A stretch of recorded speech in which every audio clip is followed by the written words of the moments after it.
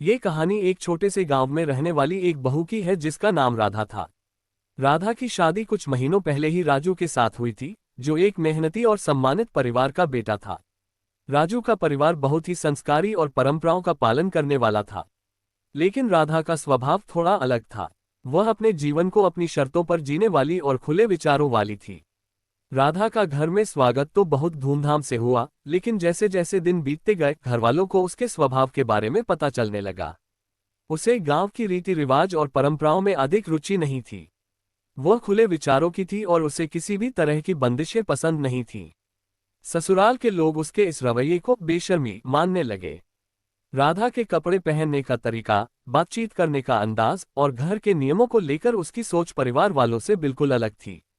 जहां सास को उम्मीद थी कि नई बहू साड़ी पहनकर सिर ढककर रहेगी, वहीं राधा आधुनिक कपड़े पहनती और अपने विचार खुलकर व्यक्त करती थी। ये देखकर सास नाराज हो जाती और उससे बार बार टोकती कि अब तुम एक बहू हो, ऐसे कपड़े और ऐसा बर्ताव इस घर में नहीं चलेगा। राधा का मानना था कि हर इंसान को अपनी जिंदगी जीने का हक है। वह अपने आप को बदलना नहीं चाहती थी। वह हर दिन अपनी सास और अन्य घरवालों से इस बात को लेकर बहस करती कि किसी के कपड़े और विचारों से उसका चरित्र तय नहीं होता। लेकिन घर के लोग उसकी इन बातों को उसकी बेशर्मी समझते थे। एक दिन गांव में एक बड़ा उत्सव था जिसमें पूरे गांव के लोग आमंत्रित थे। राधा ने इस मौके पर एक सुंदर लेकिन आधुनिक पोशाक पहनने का फैसला किया। ये देखकर घरवालों को लगा कि वह फिर से गांव वालों के सामने उन्हें शर्मिंदा कर देगी।